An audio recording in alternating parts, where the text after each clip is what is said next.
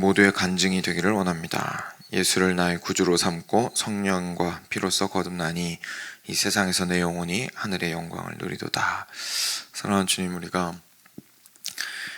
참 이 땅 가운데서 살아갈 때에 피를 가지고 몸을 가지고 살아가는 사람들, 먹고 마시며 육신을 가지고 살아가는 사람들 이지만 저희가 온전히 하나님께서 이 땅의 인생이 마지막이 아니라 계속해서 우리의 인생을 붙들고 계시며 영원토록 주와 그리고 참 주 안에 주의 백성들과 함께 참 그 영혼을 누리게 하신다는 사실을 기억하게 하여 주시옵소서.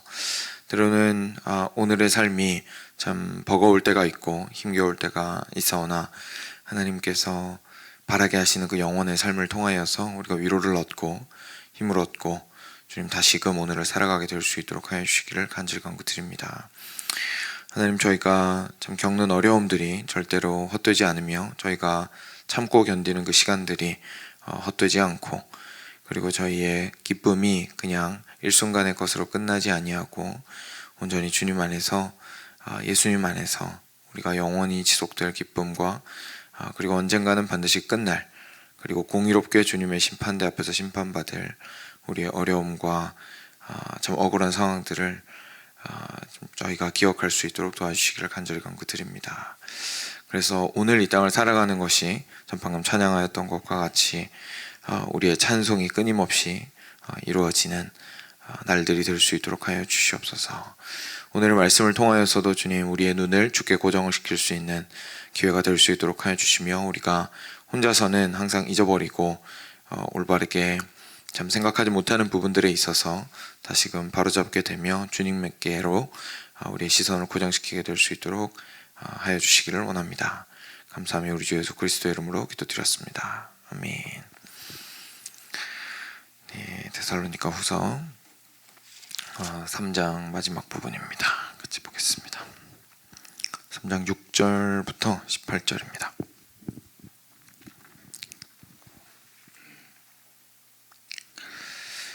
네, 제가 먼저 한 절 읽겠습니다.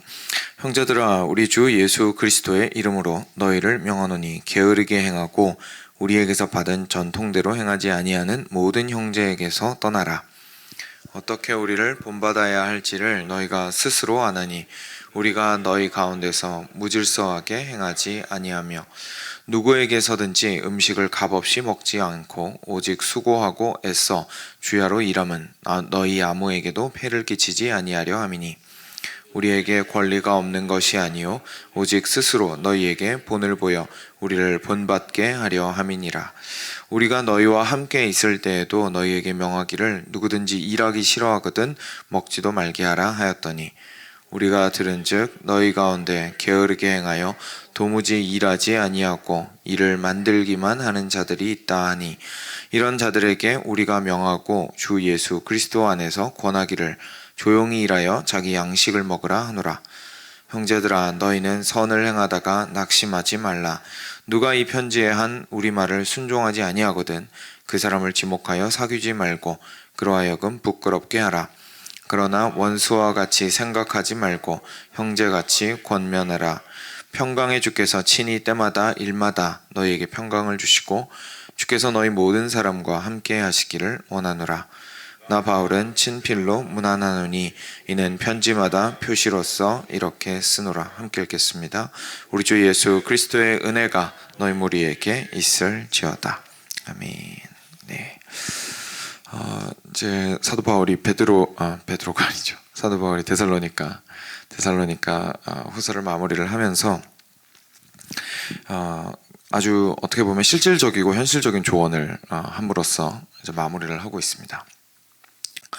그래서 같이 보시면요, 끝으로는 첫 절이군요. 네, 형제들아, 우리 주 예수 그리스도의 이름으로 너희를 명하노니 게으르게 행하고 우리에게서 받은 전통대로 행하지 아니하는 모든 형제에게서 떠나라. 이렇게 이야기하고 있습니다. 이제 마지막에 당부의 말을 할 때에 이제 정말로 지금 현재 데살로니가 교회에게 꼭 필요하다고 생각되고 반드시 들어야 된다고 생각하는 말을 이제 해주고 있죠. 형제들아, 우리 예수님의 이름으로 너희들을 명하노니. 그러니까 상당히 강하게 지금 이야기하고 있는 것을 좀 보게 됩니다. 음, 그냥 단순한 권면이 아니고 우리가 예수님께서 어떤 분이신지를 알고 우리가 예수님 믿는 사람이라는 것이 확실하다면 우리 예수 그리스도의 이름으로, 그죠? 그런 뜻이겠죠. 그래서 예수 그리스도의 이름으로 여러분들을 그냥 단순하게 권하는 것도 아니고 명하노니 라고 이야기합니다. 그래서 반드시 꼭 여러분들 이렇게 하셔야 됩니다 라고 이야기하는 대목입니다. 게으르게 행하고 우리에게서 받은 전통대로 행하지 아니하는 모든 형제에게서 떠나라 라고 이야기하고 있습니다. 그러니까 좀 의아할 수도 있고 의외일 수도 있습니다. 그렇죠? 왜냐하면 저희 보통 생각했을 때 뭐 게으르고 좀 이렇게 성실하게 살기 좀 못하는 부분에 있어서는 이거 그냥 개인적인 어떤 차이라고 저희가 생각을 하고 그리스도인으로서의 덕목으로까지는 생각하지 못하는 경우가 많이 있습니다. 그래서 저희가 보통 생각할 때 올바르게 살아가는 삶, 그리스도인으로서 올바르게 살아가는 삶, 또는 교회 안에서 결국은 우리가 다루어져야 하는 신앙생활이라고 생각을 해본다면 결국은 말씀 읽고 기도하고 예배드리고 서로 사랑하고 이제 보통 그런 쪽으로 저희가 생각을 많이 하잖아요. 그런데 지금 사도 바울이 아주 비장하게 예수님의 이름으로 여러분들한테 신신당부하는데 여러분들 반드시 이렇게 하셔야 하고 혹시 이렇게 하지 않으면 그분들과 계속해서 교제하는 것을 다시 생각해 보셔야 합니다.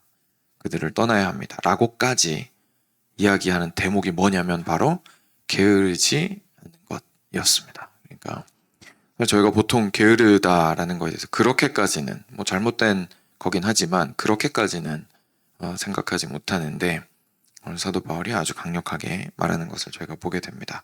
그런 이유가 있겠죠. 계속해서 좀 살펴보겠습니다. 어떻게 우리를 본받아야 할지를 너희가 스스로 아나니 우리가 너희 가운데서 무질서하게 행하지 아니하며 누구에게서든지 음식을 값없이 먹지 않고 오직 수고하고 애써 주야로 일함은 너희 아무에게도 폐를 끼치지 아니하려 함이니 라고 이어서 이야기하고 있습니다. 그러니까 데살로니가 교회에서 이렇게까지 게으름에 대해서 이야기를 했어야 하는 이유가 있었구나라는 걸 저희가 좀 알게 됩니다. 그러니까 그 게으름이라는 것이 그냥 단순하게 개인적 문제에서 그친 게 아니었던 거죠. 그냥 혼자서 빈둥대는 걸로 끝나는 게 아니고 어떻게 되었었냐면 이제 첫 번째로는 데살로니가 전서와 후서 전체를 통틀어서 여기서는 이렇게 정확하게 콕 집어서 말하고 있지는 않지만 저희가 그래도 추측할 수 있는 것이 하나 있는데 바로 첫 번째 문제는 종말론이 잘못되어서 지금 현재 그렇게 게으르고 살고 있었다라는 것이었습니다. 무슨 말이냐면 예수님이 좀 있으면 오신다 이거예요. 예수님이 좀 있으면 오시니까 이게 어떻게 됩니까? 지금 여기에서의 삶은 별로 중요한 게 아닌 거죠. 지금 이제 점심시간이 다가오고 있으면 10분 전부터 아이들이 이제 뛰쳐나갈 준비를 하는 것처럼 예수님 어차피 와서 이제 다 끝날 텐데 뭐 이 땅에서의 삶이 무슨 소용이 있어. 그러니까 M1데다가 애쓰지 말고 그냥 편안하게 있어. 기다리다 보면 예수님 오시고 우리 같이 올라가게 될 거야. 예수님과 같이 해로할 거야. 뭐 이렇게 그냥 막 가르쳤다는 거예요. 그러니까 이제 듣는 교인들은 이제 거기에 미혹이 되었다는 것이 데살로니가 전서와 후서의 이야기였는데 그래서 결국 그들이 취하게 된 삶의 태도가 바로 게으름이었다는 것을 저희가 보게 됩니다. 그러니까 첫 번째로는 그 당시 데살로니가 교회가 보였던 게으름에 대해서 굉장히 강하게 책망해야 되는 큰 이유 중에 하나가 잘못되게 성경을 보고 예수님을 이해하고 복음을 이해하고 있었기 때문에 그랬습니다. 그러니까 뒤집어 말하면 예수님께서 반드시 오시고 그렇지만 언제 오실지는 저희가 알 수 없고 그러면서 성경의 다른 부분들을 쭉 묵상을 하게 되면 게으르게 살면 안 된다라는 것을 알 수 있다는 얘기죠. 그래서 우리가 그리스도인으로서 하루하루를 성실하게 살아나가는 것이 중요하다라는 것을 저희가 일단 알게 되고요. 두 번째로는 이제 방금 읽었던 이 부분에서 저희가 명확하게 좀 보게 되는 건데 게으르다 보니까 이 사람들이 자기 하고 싶은 대로 한 겁니다. 그래서 어떻게 됐냐면 질서를 신경 쓰지 않게 되었습니다. 무질서하게 되었죠. 사실 이제 게으르다라는 것에 대해서 그냥 개인적인 문제로만 생각을 하게 되면 내가 뭐 좀 귀찮아하는 게 많고 일어나기 힘들어하고 좀 이렇게 바지런하게 움직이지 못하고 그냥 앉아서 쉬는 것을 좋아해. 이 정도의 문제로만 저희가 생각을 할 수가 있는데, 사실 게으름이 가지고 있는 굉장히 큰 문제 중에 하나는 삶의 무질서를 가져온다는 겁니다. 왜냐하면 삶은 가만히 내버려 두면 정리된 대로 운행되지 않기 때문이죠. 가만히 있으면 신기하게도, 그죠? 가만히 있으면 그냥 가만히 내둔 대로 가만히 있어야 될 것 같은데, 그렇지 않고 가만히 있으면 먼지가 쌓이고, 가만히 있으면 이상하게 어지럽혀지고, 가만히 있으면 무너지는 것이 사실 어떻게 보면 자연의 이치이고, 그리고 우리의 삶인 것을 저희가 잘 알고 있습니다. 그래서 이 사람들도 그랬던 거예요. 자기가 일도 안 하고 그냥 이렇게 팽개치고 게으르게 지내다 보니까 결국은 교회 안에서도 질서가 없고, 아유 뭐 굳이 그렇게 해야 돼요? 그래서 그냥 좋은 게 좋은 거지, 편한 대로 해요. 그죠? 이렇게 하고 자신의 삶에 대해서도 막 무질서해지기 시작한 거죠. 그리고 나서 이제 또 더 명확하게 8절에 나오는데, 누구에게서든지 음식을 값없이 먹지 말고 오직 수고하고 애써 주야로 일함은 너희 아무에게도 폐를 끼치지 아니하려 함이니 라고 나와 있는데, 그 게을러서 이제 그 범위가 얼마나 더 심각해졌냐면, 다른 사람한테 심지어 구워서 먹는 데까지 그 문제가 이르렀던 것을 저희가 보게 됩니다. 그러니까 공동체 안에서 아유 뭐 좋은 게 좋은 거죠. 우리 형제 자매 아닌가요? 하나님께서 다 은혜로 주셨잖아요. 이러면서 그거를 빌미로 해서 이렇게 어떻게 보면 삥 뜯는 것처럼 이렇게 빌붙어서 살고 있는 사람들이 있었나 봅니다. 그래서 이런 사람들은 교회 안에서 아주 큰 문제를 당연히 일으키게 되고, 그리고 무질서함을 일으키게 되죠. 그래서 이것에 대해서 사도 바울이 굉장히 경계하고 있는 것을 보게 됩니다. 그러니까 이쯤 되면 그냥 단순하게 개인적인 문제가 아니라 그냥 뭐 이솝우화에 나오는 것처럼 게으르면 안 됩니다. 뭐 우리나라 옛날 전래동화에 나오는 것처럼 게으르면 안 됩니다. 수준이 아니라는 것을 저희가 알 수 있습니다. 그래서 이 게으름이 굉장히 큰 문제를 교회 안에서 일으키고 있었습니다. 그러면서 이제 9절에서 이제 사도 바울 본인이 어떻게 했는지에 대해서 이야기를 합니다. 우리에게 권리가 없는 것이 아니요 오직 스스로 너희에게 본을 보여 우리를 본받게 하려 함이니라. 우리가 너희와 함께 있을 때에도 너희에게 명하기를 누구든지 일하기 싫어하거든 먹지도 말게 하라 하였더니, 우리가 들은즉 너희 가운데 게으르게 행하여 도무지 일하지 아니하고 이를 만들기만 하는 자들이 있다 하니, 이렇게 이야기합니다. 그러니까 사도 바울이 우리가 지금 열심히 일하고 있는데, 여러분들 저희가 바보라서 열심히 일하는 게 아니고 저희가 여러분들한테 대접받을 수 없기 때문에 지금 열심히 일하는 게 아닙니다. 저희가 당연한 권리가 있습니다. 왜냐하면 애써서 여러분들의 생명을 위해서 말씀을 준비하고, 그리고 여러분들을 목양하고 함께 기도하고 하는 일들에 애쓰고 있기 때문에 그거에 집중하려면 사실 돈 안 버는 게 제일 좋습니다. 그리고 여러분들한테 그거를 요구할 수 있는 권리가 있습니다. 그런데 제가 그렇게 하지 않았던 것은 제가 좋은 본을 여러분들에게 보이기 위해서입니다. 제가 이렇게 하지 않으면 여러분들이 저보고 그렇게 말하지 않겠습니까? 당신도 일하지 않잖아요 라고 말하지 않겠습니까? 라고 이제 사도 바울이 이야기를 하고 있는 거죠. 그래서 바울이 얼마나 어려운 상황 속에서도 자신의 삶을 지탱하기 위해서 부지런하게 살아야 하는지에 대해서 이야기를 해주고 있고, 그리고 이어서 방금 읽었던 부분대로 일하기 싫어하거든 먹지도 말라라는 그 말씀을 다시 한 번 더 자기가 예전에 가르쳤었다라는 사실을 강조하면서 언급하고 있습니다.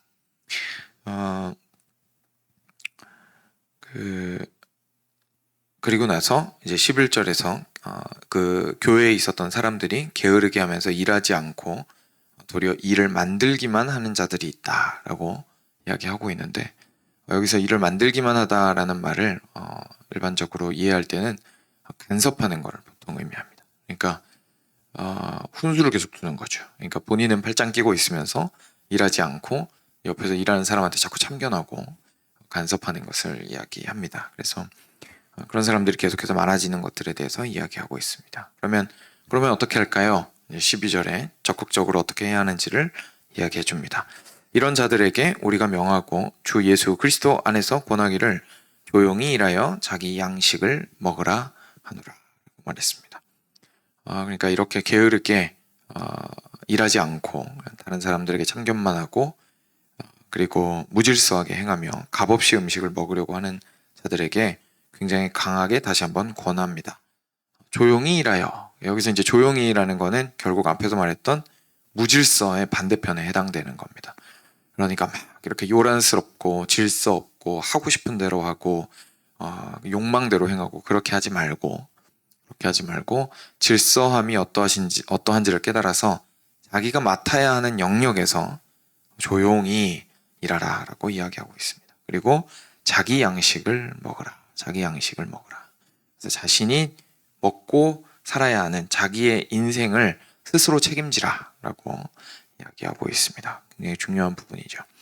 그러면서 형제들아 너희는 선을 행하다가 낙심하지 말라 이렇게 이야기하는데요. 이것도 사실 연결된 부분입니다. 이게 끊어진 것 같은데 사실 연결되어 있는 부분인데 그러니까 이런 거죠.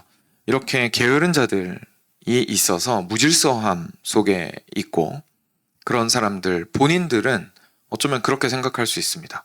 아니 어차피 내가 선을 행하려면 애를 써야 되잖아요. 그죠? 선을 행하려면 애를 써야 되거든요. 그렇게까지 애쓸 이유가 있을까요? 제가 너무 힘들고 애쓰기 힘들고요. 일상이 바쁘고요. 하나님, 예수님 곧 오신다고 얘기하시는 것 같고요. 그렇게까지 제가 선을 행한다고 애를 써야 될까요? 좀 편하게 있다 가면 안 됩니까? 라고 본인들은 이야기할 수 있었을 겁니다. 또 그 사람들 말고 열심히 사는 사람들이 있었겠죠. 교회 안에서. 열심히 사는 사람들은 그 게으른 사람들 보면서 막 시험에 들 수 있었겠죠. 정말 내가 하는 건 이건 뭔가 이런 생각이 들었을 겁니다. 그죠? 나는 왜 이렇게 열심히 하는 건가 이런 생각이 들 수 있었겠죠. 그런 모두를 향해서 사도 바울이 이야기하는 겁니다. 사랑하는 여러분, 열심히 선을 행하십시오. 그리고 낙심하실 필요가 없습니다. 이거 다 소용없으면 어떡하지? 내가 굳이 뭐하러 이렇게 수고하지? 라고 말씀하지 마십시오. 왜냐하면 결국 예수님께서 오셔서 우리들에게 상을 주시며 그 모든 것들을 공의 가운데 심판하시기 때문입니다. 라는 것을 계속해서 이야기해 왔던 것을 다시 한번 언급하고 있습니다. 그래서 누가 이 편지에 한 우리 말을 순종하지 아니하거든 그 사람을 지목하여 사귀지 말고 그로 하여금 부끄럽게 하라. 그러나 원수와 같이 생각하지 말고 형제같이 권면하라. 그래서 이 편지에 한 말이니까 이 성경에 쓰여진 데살로니가 후서에 쓰여진 모든 말들을 하찮게 여기고 순종하지 않고자 하는 사람이 있다면 아주 강하게 말합니다. 지목하여 사귀지 말고 그로 하여금 부끄럽게 하라. 그러니까 사실 여기에서부터 교회의 치리에 대한 부분에 대한 원리들이 이제 나오게 됩니다. 그래서 교회가 사랑이 있어야지 왜 이렇게 막 혼내키고 그럽니까? 이제 이렇게 생각을 할 수가 있는데 여기에 나와 있는 대로 하나님께서 원하시는 것은 교회가 무질서함에 빠져서 마음대로 또는 특정 몇 사람의 의도대로 교회가 움직이는 것을 원하시는 것이 아니라 단단하게 진리에 붙들림 받은 교회를 원하시기 때문에 그것에서 심각하게 벗어난 경우에는 교제를 자제하면서까지 책망할 필요가 있다는 뜻입니다. 그러니까 친하게 지내지 마십시오. 같이 있는데 이렇게 모른 척 하십시오. 이런 뜻이 아니라 지금 현재 계속 질서 가운데서 모든 것을 행해야 한다는 걸 얘기하고 있으시기 때문에 개인적으로 손가락질하는 얘기가 절대 아닙니다. 그죠? 그러니까 교회 안에서 질서 가운데에서 무엇을 잘못했는지에 대해서 명확하게 깨닫게 해줄 필요가 있습니다. 라는 이야기죠. 그래서 부끄럽게 하라라는 것은 뒤에 가서 소곤소곤 되면서 헌담하라는 얘기가 절대 아니고 질서 가운데에서 본인이 한 일이 하나님 앞에서 잘못되어서 부끄러운 일이라는 사실을 깨닫도록 해야 합니다. 라고 이야기를 하고 있는 겁니다. 여기에서 이제 치리가 출발을 하게 되죠. 근데 여기서만 그냥 그치게 되면 혼내키기만 하고 끝나는 것 같은데 그 다음 구절이 있습니다. 그 다음 구절이 그러나 원수와 같이 생각하지 말고 형제같이 권면하라. 그러니까 무슨 말이냐면 이 말과 앞에 말을 그냥 같이 봐야 된다는 얘기죠. 그래서 앞에만 말 보면 그렇게 막 상종도 하지 말라는 말씀처럼 들리는데 절대 그런 게 아니라 그렇게 치리를 할 때에는 명확하게 잘못을 깨우치게 할 때에는 그를 사랑하는 형제에게 하듯이 그렇게 하라. 왜냐하면 사랑하는 형제가 뭔가 굉장히 잘못된 길로 빠지고 있으면 이 사람한테 뭐라고 할 때에 무슨 마음으로 뭐라고 합니까? 다시 돌이켰으면 좋겠다라는 마음으로 뭐라고 하는 거잖아요. 사랑의 마음으로 뭐라고 하는 거거든요. 그러니까 그런 마음으로 그를 책망하라라고 이야기하고 있는 거죠. 그러니까 지금 현재 게으른 사람이 교회 안에서 일으키고 있는 그 문제가 심각하다 보니까 그 문제를 어떻게 권면해야 될지에 대해서 마지막까지 이야기를 해주면서 마무리하고 있는 것을 저희가 보게 됩니다. 제가 말씀을 준비하다가 재미있는 자료를 하나 발견했는데, 이 사도들의 시대 이후에, 직후에요. 사도들의 시대 직후에, 그래서 1세기 말이나 2세기, 그러니까 100년대 아니 200년대 이쯤에,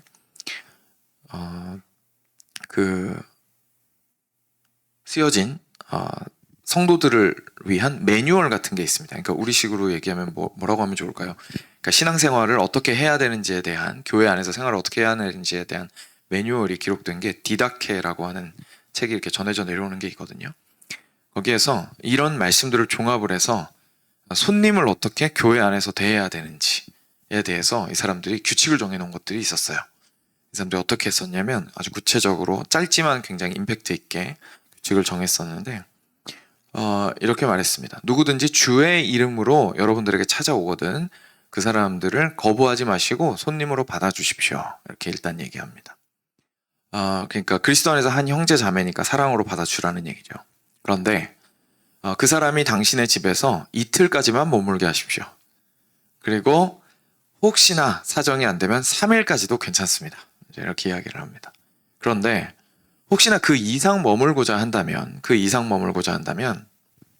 사람한테 기술이나 장사할 수 있는 능력이 있는지 물어보고, 기술이나 장사할 수 있는 능력이 있거든 돈을 벌면서 집에 있도록 하십시오 라고 권면합니다. 생활비 내면서 있으라는 거죠. 그리고 그런데 만약에 그렇게 이야기했는데 그런 기술이나 장사할 수 있는 능력이 없는 사람이라면 지혜와 분별력을 동원해서 방법을 한번 찾아보십시오. 그런데 그렇게까지 했는데 그 사람이 만약에, 여기서부터가 중요합니다. 그렇게까지 했는데 그 사람이 만족하지 않거든, 그러니까 그 요구를 거부하거든, 그 사람을 크라이스트 멍걸이라는 표현 저도 사실 처음 봤는데요. 예수님을 파는 자로 여기십시오 라고 이야기하고 있습니다. 무슨 말이냐면 그리스도의 이름으로 다른 사람의 친절을 등쳐먹는다, 이런 뜻입니다. 그죠? 그러니까 나 예수님 믿는 당신의 형제예요, 자매예요, 이렇게 하고 와가지고 그냥 호의를 무작정 바라는 사람이니 그는 참된 그리스도인이라기보다, 애써서 자기 삶을 세우려고 하는 참된 그리스도인이라기보다 예수 이름으로 사실은 예수 이름을 팔아먹는 사람입니다 라고 이야기하고 있습니다. 그래서 그 사람과 상종하지 마십시오 라고 이제 정리를 하고 있습니다. 굉장히 구체적이고 재밌죠. 근데 여기에 심긴 그 의미는 사실 누구나 충분히 이해하실 수 있을 겁니다. 오늘 말씀과 일맥상통합니다. 결국은 자신의 인생을 하나님 앞에서 애써서 책임지는 것이 참 중요하다는 것을 이야기하고 있습니다. 여기서 저희가 한 가지 오해하지 않았으면 좋겠는 것은 열심히 인생을 살아가고 그리고 성공적으로 살아가는 사람들 입장에서는 가난한 사람을 향해서 사실 그냥 단순하게 이 말씀을 적용해서 네가 성실하게만 했더라면 아무런 문제도 없었을 것이다 라고 이제 손가락질을 할 수가 있습니다. 근데 오늘 말씀은 이제 그런 뜻은 아니겠죠. 왜냐하면 가난해질 수 있는 이유는 참 다양하기 때문에 그렇습니다. 하지만 우리 각 개개인은 그리스도인으로서 분명히 하나님 앞에서 성실하게 나의 인생을 책임감 있게 살아내야 한다는 것에 대해서, 그리고 그걸 얼마나 성경이 중요하게 이야기하고 있는지, 그리스도인의 어떻게 보면 심지어 본질적 덕목 수준에까지 이야기하고 있는지에 대해서 저희가 오늘 발견하게 됩니다. 그래서 저도 어릴 때 기억이 나는데요. 공부 안 하고 열심히 하지 않을 때 아버지한테 일하기 싫어하는 자는 먹지도 말라라고 하면서 엄청나게 혼났던 기억이 굉장히 많이 있습니다. 그래서 이것이 저희 그리스도인들에게 원리가 되었으면 좋겠습니다. 그래서 우리 사실 지금 이 시대는 일하지 않고 가만히 돈을 버는 것을 사실 스마트한 삶으로 생각하는 시대입니다. 그래서 어느 정도 그렇게 부를 창출할 수는 있겠지만 모든 사고의 방향이 그쪽으로만 쏠리는 것은 굉장히 큰 문제가 있습니다. 그래서 실제로 자신의 어떤 애씀으로 인하여서 삶을 책임지고 다른 사람들과 함께 섬기며 살아갈 수 있는 삶을 살도록 우리의 자녀들과 그리고 우리 자신을 계속해서 다듬어 나가는 우리가 되었으면 합니다. 같이 들으신 말씀 기억하시면서 자신의 삶을 먼저, 그리고 혹시나 내가 이제 조언을 해야 하고 맡고 있는 우리 사랑하는 자녀들이나 또는 다른 이들을 위해서 기도하셔야 한다면 그분들 위해서도 기도하시기 바랍니다. 같이 기도하겠습니다.